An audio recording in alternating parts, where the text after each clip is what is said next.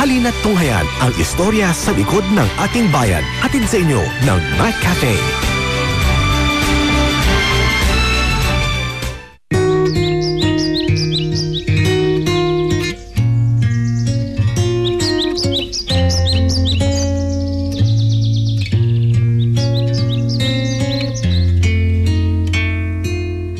Ako'y nanunumpa. Natutuparin ko ang aking tungkulin bilang isang alkalde. Ang bayan kong Pilipinas, lupain ng ginto't bulaklak, pag-ibig na sa kanyang palad, nag-alay ng ganda at tiyak, at sa kanyang yumi at ganda. Ito ang sinumpaan kong tungkulin. Paglingkuran ang bayan ko. Bayan kong binihag ka, nasadlak sa dusa.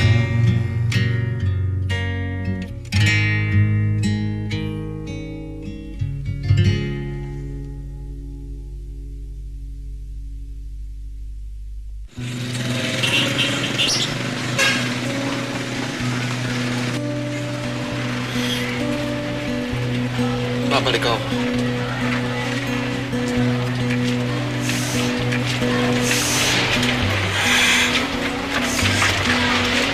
Huwag ka nang maawa.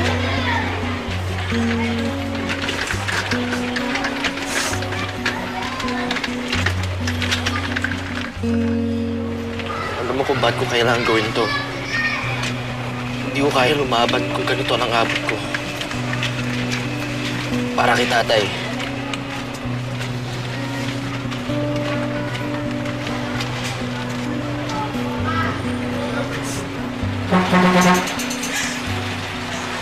Babalik ako.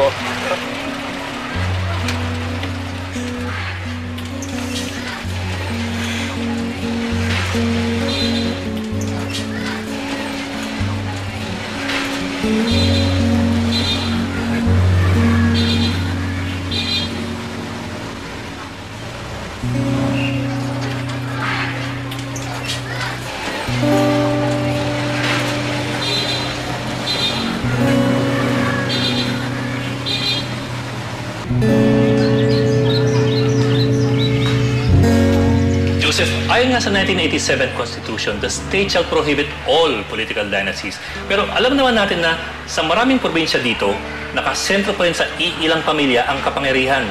Anong pananaw mo rito? Wala, Ed. Ang mukha ng politika natin sa sibilan, ng aking probinsya, ang pamilyang Rubio. Sila nululusutan nila ang batas na to. Dahil sabi ng mga Rubio, nag-aatid sila ng public service, ngunit hanggang ngayon, wala pa rin ako nakikita kahit anong pagbabago sa probinsya namin. Na isa pa rin sa 10 poorest provinces sa Pilipinas.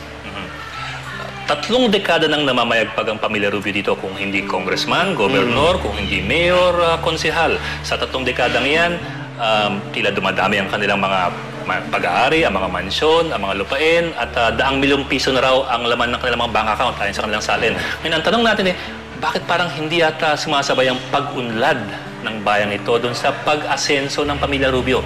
Alam niyo, Ed, 30 taon na nalugmok sa kahirapan ng probinsya namin. Lalo na ang bayan ko na Lagros. Ganun pa rin. Bako-bako pa rin ang daan. Walang maayos na paggamutan. Pati na rin silid-aralan. Nako, pinagkakakitaan nila eh. Samantala ang mga pamilyang Rubio, nagkalat ng bahay nila. Dumami ang condominium sa Metro Manila. Dumami lalo ang negosyo nila. Ang tanong ko ngayon, saan nila ito nakukuha? Saan nanggagaling to? Yan ang gusto natin malaman. Pero totoo ba na kaya ka tumatakbo bilang alkalde para siyasatin o sabihin na nating paghigantihan ang pagkamatay ng iyong ama, ang mamamahayag na si Ernesto Santiago?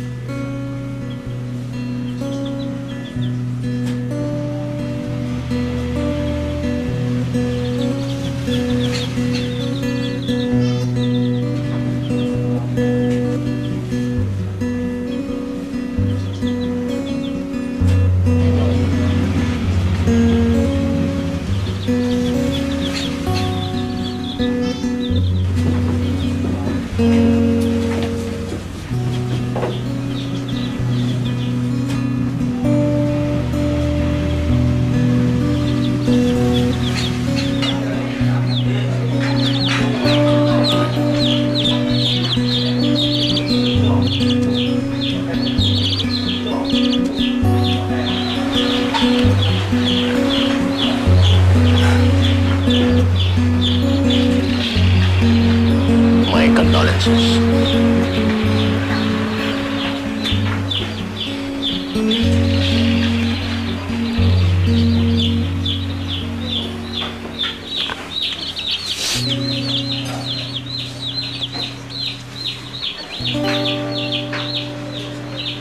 Ano ba ang nangyari?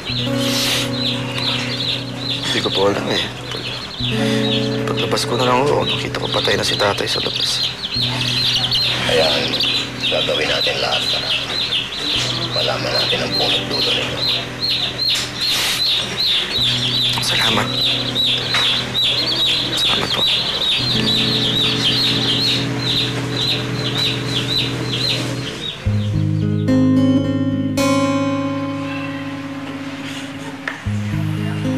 Ed, sa totoo lang, hinahanap ko pa rin ang katotohanan kung ba't pinaslang ang aking ama. Ngunit, gaya ng maraming kaso sa ating bansa ngayon, wala na nanagot eh. Ilan lang nakukulong.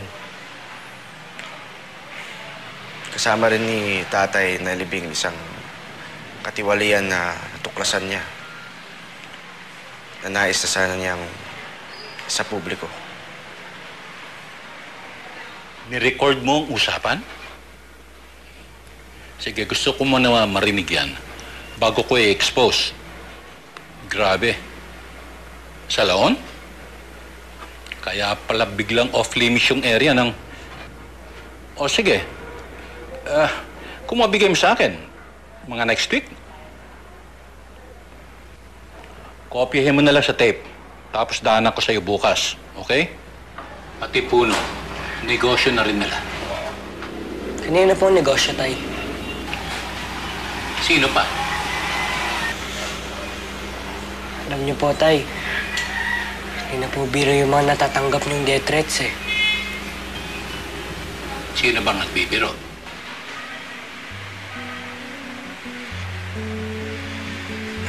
Ed, hindi tayo mapagiganti. Kung ako gusto ko man ibagyang hustisya ang aking ama, yun ay dahil dapat bigyang hustisya ang lahat ng taong naagrabyado.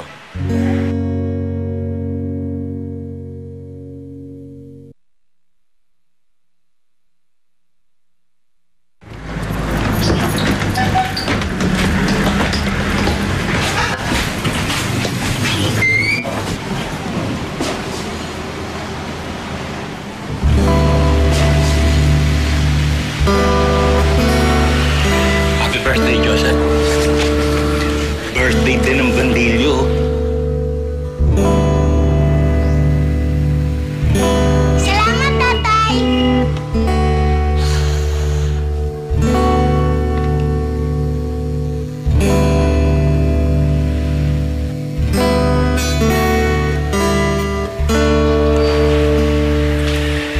Joseph, malaki raw ang sahod mo bilang isang junior partner sa isang tanyag na law firm. Ang tanong ko saan nanggagaling ang kagustuhan mong maglingkod sa Lagros? Ed, wala naman ako makinarya o pera na ipamumutmod sa halalan. Ngunit, hangad ko ipaglingkod bayan ko na Lagros kung saan ako lumaki. At Ed, gusto ko rin kasi ibalik ang serbisyo na nararapat para sa ating mga mamamayan.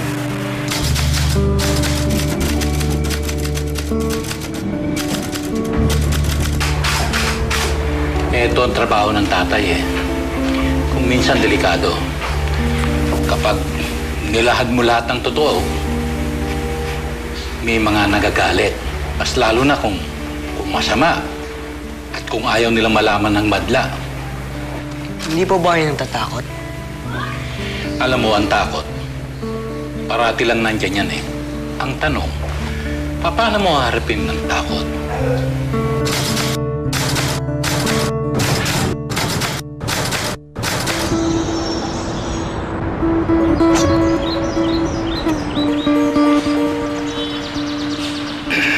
Matagal pa ba yan?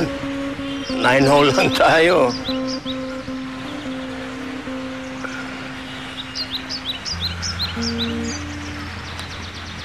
Oh, ang tagal mo in-address ang bola, sablay pa rin.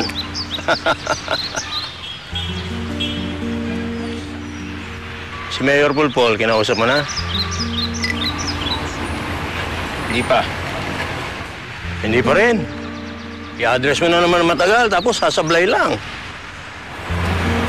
Kung hindi mo siya pinaya sa victory party mo, saan mas madaling tansyahin si Mayor? Akala ko ba kaibiganin natin mga kaaway natin? Pinaya mo na harap-harapan yung tao. Hanapan mo na lang ng butas, yan si Mayor Pulpol. Malinis nga siya. Tinatarantado mo ba ako?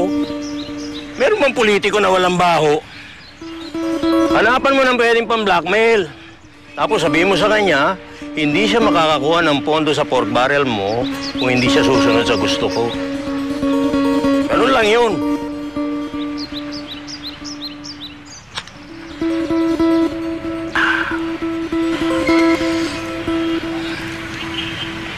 Oo nga pala. May tip si Sen. Inaamoy-amoy tayo ng COA. Pati yung bidding process natin, uuri natin. Ang pinagtataka ko, paano nalaman ng COA yun? Wala akong alam dyan. Hindi mo tanong yung mga bata mo. Eh bakit kami? Bakit ako? Tahimik naman kaming lahat dun sa bidding ah. Saka alam nilang lahat na rigudon lang yun. Trabaho mong protektahan ng tatay mo sa kongreso. Hindi ko trabaho ang magtago ng baho ng iba. Anton, trabaho mo. Trabaho nating lahat. Dahil pag nabuko ng COA yan, talbog sa ating lahat yan. Asikasuhin mo.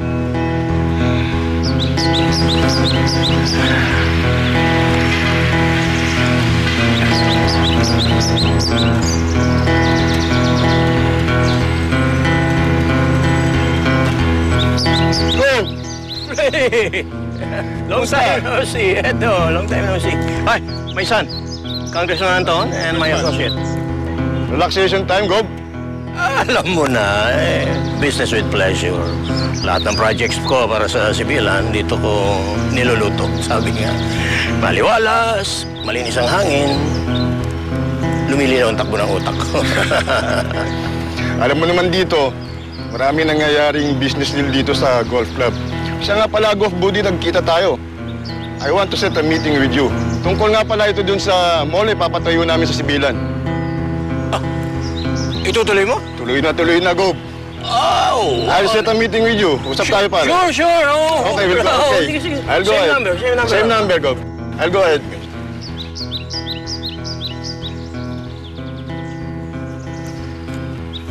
Oh, tingnan mo yung chick na yan. Pangiti-ngiti ngayon, ha? Pero galit sa akin yan, masama ang loob. Ngayon, minumura ako dahil doon sa porsyentong hinihingi ko sa kanya. Pero wala rin kawala yan. 15%, malinaw. Kaya yung si Mayor, masasanay din yan dahil makikinabang din siya.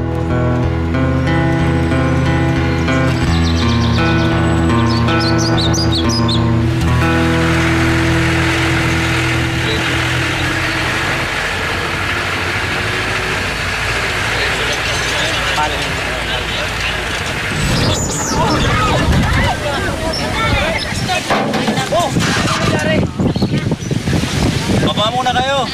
Ayaw mag-start. Baba muna kayo. Baba muna kayo. Mabit po. Mabit daw.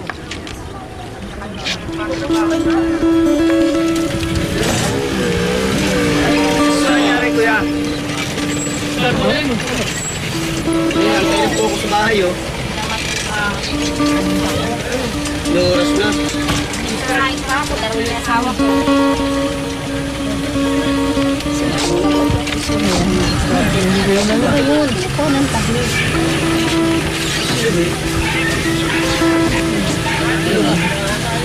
Ayaw manda.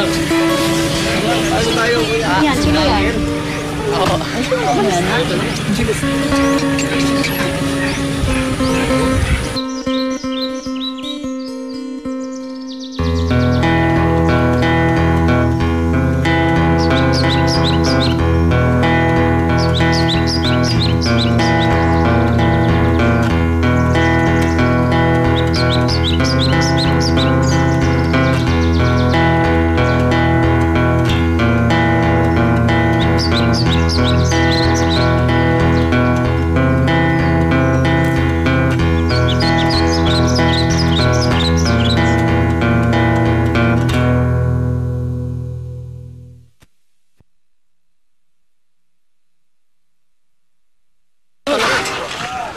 Ayaw talaga?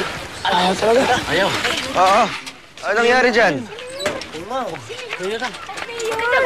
Ano nangyari dito? Sumagi yung bakal sa loob ng sasakyan eh. Bakal? Saan galing yung... Ayan o, nakatiwangwang lang sa kali. Hindi pa kasi tapos itong highway. Delikado nga, Mayor eh. Ilang sasakyan na rin nadali nito. Tapos hindi pa rin tapos yung buong daan. Pasensya na ho, ha? Huwag kayong mag-alala. Kinausap pa ni yung city engineer para ayusin na to. Ang gagawin natin maglalagay na lang tayo ng mga hazard signs para maiwasan itong mga pangyayari na to. Paano ba natin matatanggal to? Dapat ho, buhatin. May bakal ba kayo dyan? Meron no. Ito. Asan yung bakal na yun?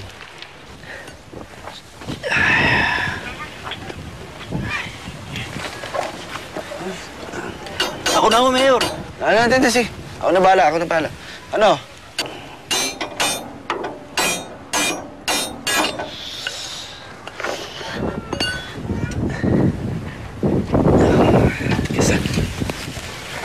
Ano ba nangyari dito?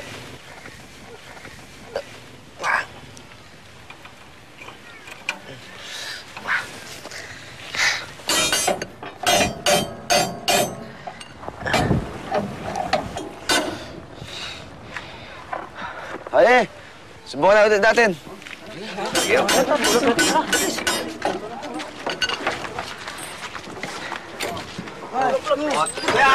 Oh, 1, 2, 3. Sabay. Sabay. 1, 2, 3. Yun! Okay. Mayor, hatid ko na ho kayo. Sige. Salamat, ha. Mayor, kilala ko ang tatay niyo, si Erning. Ganun ba? Opo. Buti yun, naalala niyo siya. Hindi ko siya makakalimutan ng mga taga rito. At sigurado ko ngayon na kung nabubuhay lang siya, may pagmamalaki ka niya. Tay, maraming salamat to, ha. Kasi ako na kahit pa paano, nakakaalala sa kanya. Opo, Mayor. Tayo na po, Mayor. Sakay na po tayo. Sige, mauna na kayo. Sige po.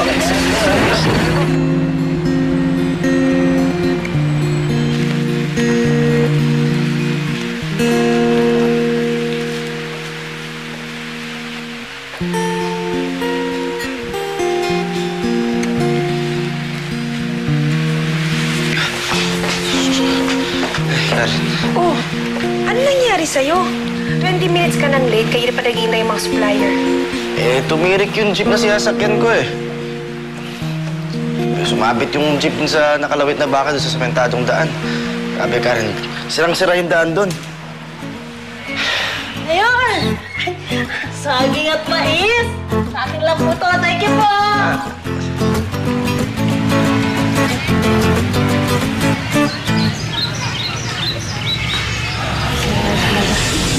Kapal talaga ni Gob, ano? Di pa nga tapos yung sementadong daan niya. Nagtayo pa siya ng billboard. Nakangiti, parehas naka-thumbs up.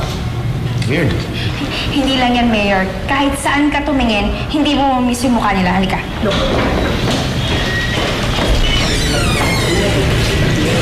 Ito yung mga nakuha namin. Alam mo ba, Mayor, may batang nakakuha na medalya sa school. At iyak nang iyak dahil mukha ni Gob ang nakita niya. Ayan, no? Naku, ma'am, si Jingjing yun. Sabi nga niya, nawalan ng halaga yung gold medal niya. Matanso! Dati-dati sa ambulansya nakaplasa ng mukha ng mga to. Kaya yung ultimo siya, meron na.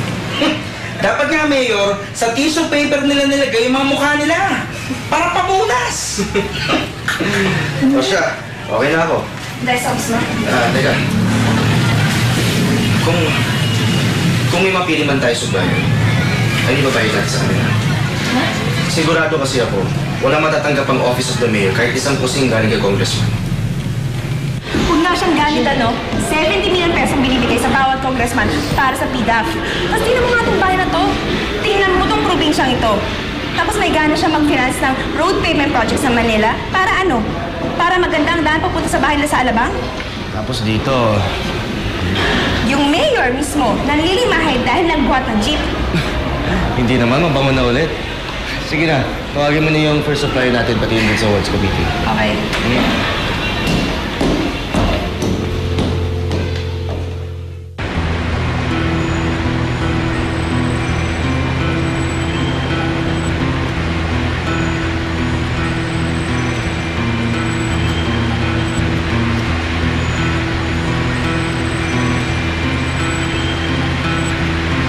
Good morning, Mayor.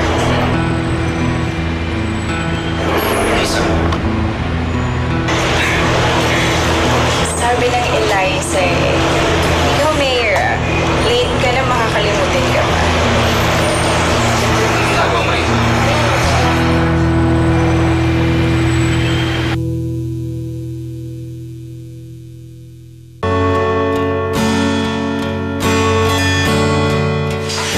Sino nagpapasok sa'yo dito? Kilala mo ng mga tao rito. May mga supplies na kinitay sa akin sa bus. At isa ako sa mga yon. Nauna pa nga ako eh. Pwede tawagin na natin yung committee. Anong committee? Yung Bids and Awards Committee. Alam mo, i-relay mo na lang sa kanila. Saka, bakit ba kailangan pa sila dito? Lalaki lang ang gastos. So here's my proposal. Malinis na 10% sa overall budget ng hospital. Hindi lang sa furniture and fixtures and sa medical equipment, kundi sa buong hospital. Saka para i-prove sa'yo na hindi kulangan to, andyan na yung down payment.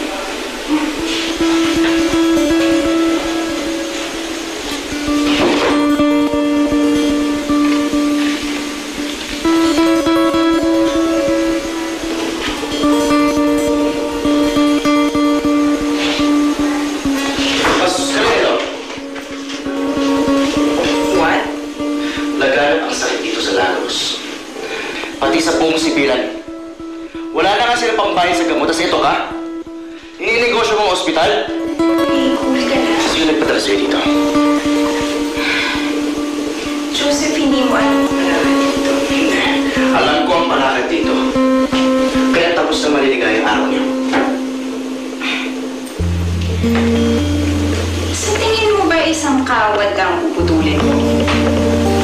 Kabit-kabit ang kable nito, Mayor. Maubos na yung oras mo. Alam mo, lalo ka lang mahihirapan, ikaw.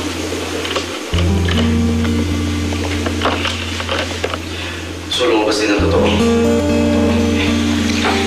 Hindi na natin kailangan mag-away-away. Believe me, dati nagmalinis ako pero nothing happened. Kaya ngayon natuto ka na. Naging kapit ka niya, di ba?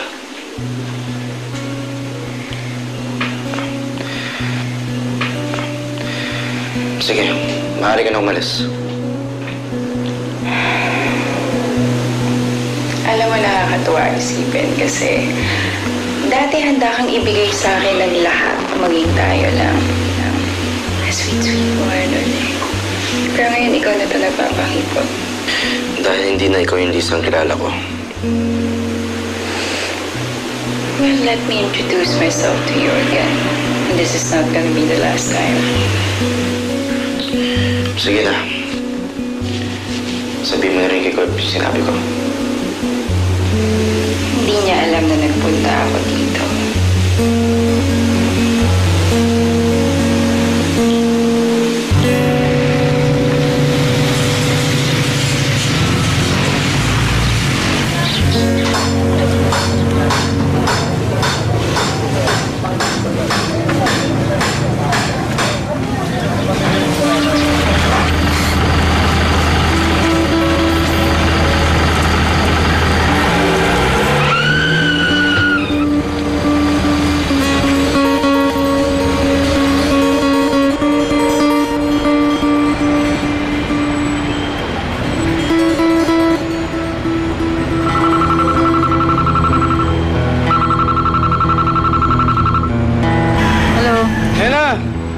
Na ospital. Ha? Bakit? Nasagi ng truck na nag-deliver ng mga troso. Mukhang nag-iba raw ng rota ang mga truck. Dumaan pa mismo sa bahay nila Tess. Mas lalo silang naging garapal.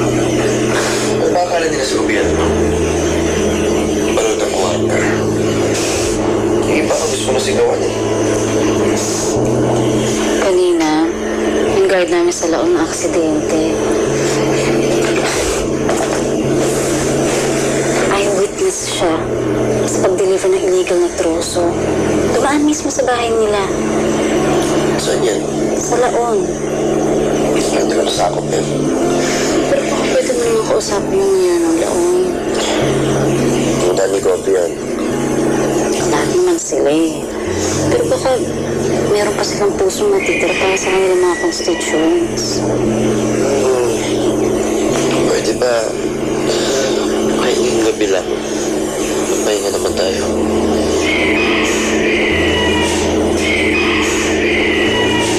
Halos araw-araw parang may bagong nangyayari. Hindi mo nang alam kung anong unahin mo. Pag may nabago kang isa, may 10 ka pang dapat harapin. Kaya nga, iyakap mo lang. Energize na ako.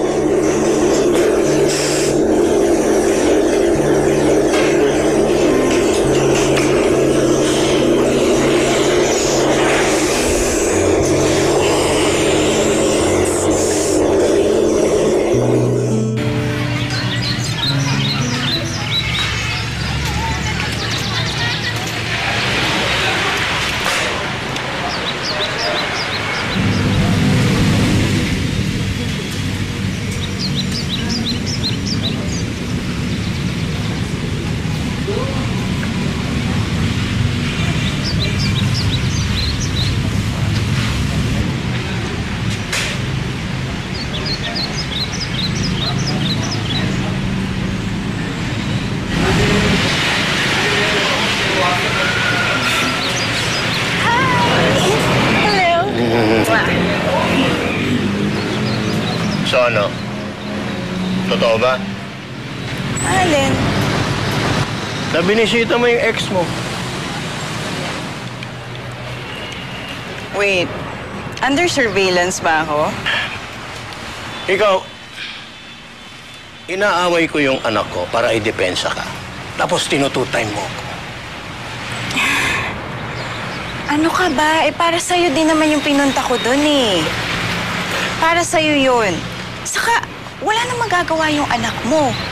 Matatameme lang yung pagharap ni Joseph. Ikaw, pagharap mo sa kanya, tatameme ka?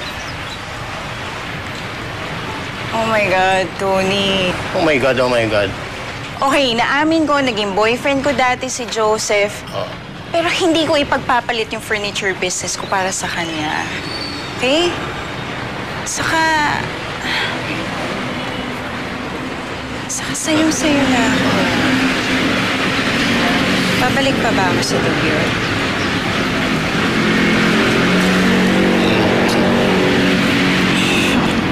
Bob, tawag po. Sandali. Oh, Freddy. Oh, ngayon ang meeting natin, di ba? Postpone ko muna, ha? Medyo mahirap na eh. What do you mean? Ngayon mo papakita sa akin yung blueprint ng mall, di ba? Hindi mo pa ba alam? You're all over the internet. Nilabas ng COA ang kanilang initial findings. They've got pictures and some strong evidence about this 72 million scam you're involved in. Freddy. Ayusin mo muna yan, Gob. Mahirap na pagkapatid kumpanya ko madamay. I'm just a businessman. I don't want any part of that scandal. Freddy.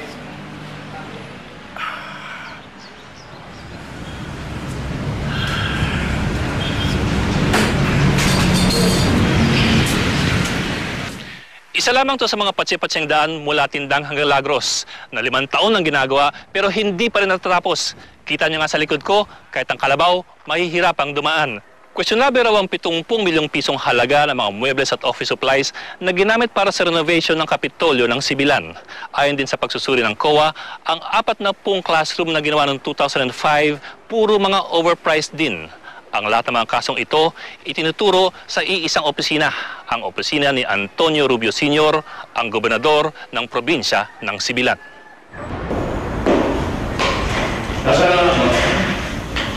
Hindi ba kayo itong magkasamang naglaro ng golf? Hindi nga ako sinipot eh. Oh.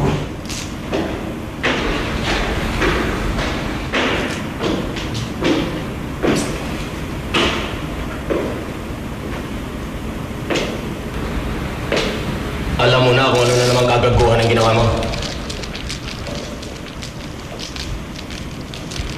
Ha?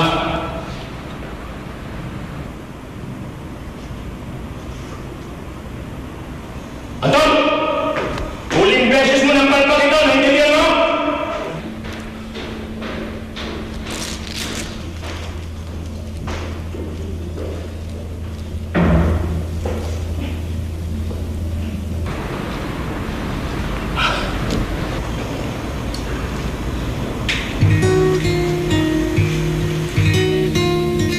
Hello, Sen! Oh, pare, kumusta? Kailan mo kapasyalan dito? Oo, boring pag hindi ikaw ang kalaro ko eh. Ang bobobo maglaro ng golf ng mga tao dito. Yun, may papakiusap sana ako sa'yo. Baka naman pwede mong ayusin yung... Yes, yun. Nasa TV na eh, nakakahiya. Ewan ko ba kung anong ebidensya ang inimbento nila. Puro manufactured eh. Oo. Ano yun? Kayang-kaya mo yun. Kalimutan mo na ba nung nakaraang eleksyon yung pinangako mo sa akin? Kahit anong hilingin ko, ikaw, ginawa kitang #1 dito. O yung mga kasama mo, straight, di ba? Nanalo. Yun. Pare, thank you. Yeah. Ha? Sure, anytime. Gusto mo ngayon na. Tayo mo na, tumaas na ba handicap mo? O sige, papatalo ko sa'yo. Okay. Thanks. Okay, sige.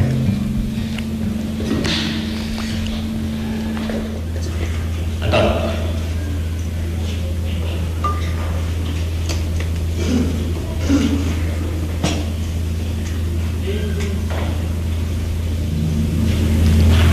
Huwag mo nang uulitin ito, ha?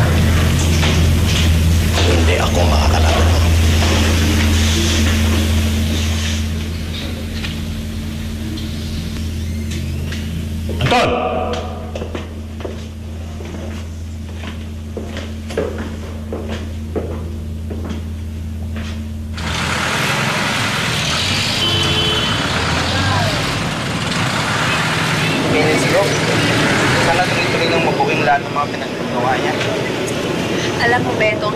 gumagawa nila Ate Ingeg. Dapat may sunod tayong mga may alam. Gabi ng kalsada, no? Ito, isin natin yung bukas, ha? Mayor, yan ka na naman. Patutumihan ka na naman yan. Bakit? Eh, ligo naman ako pagkatapos, ha? Kung ayaw mo, ako na nang bahala. Sino ang nakakita ng mayor na ganito? Pagdatingin natin.